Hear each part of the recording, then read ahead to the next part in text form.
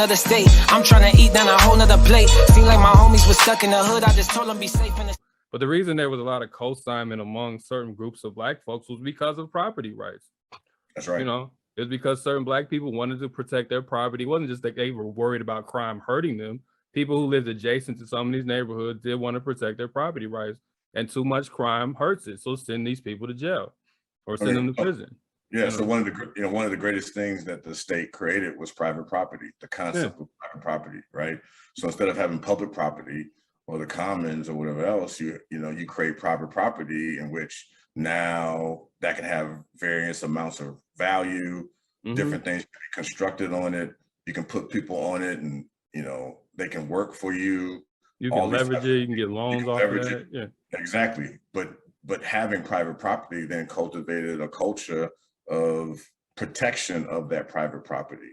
And so that's where you get law enforcement, and the main role and function of then law enforcement then turns into the protection of property, private property ownership, right?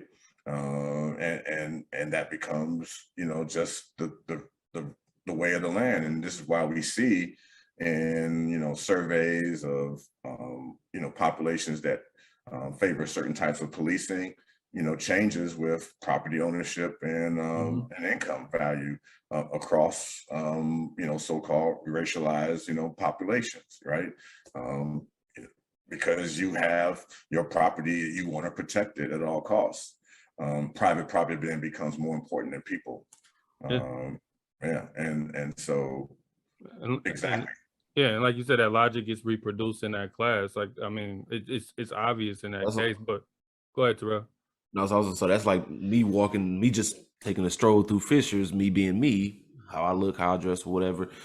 I'm not being policed just because I might be a threat, but because my presence can even drop the property value down in here.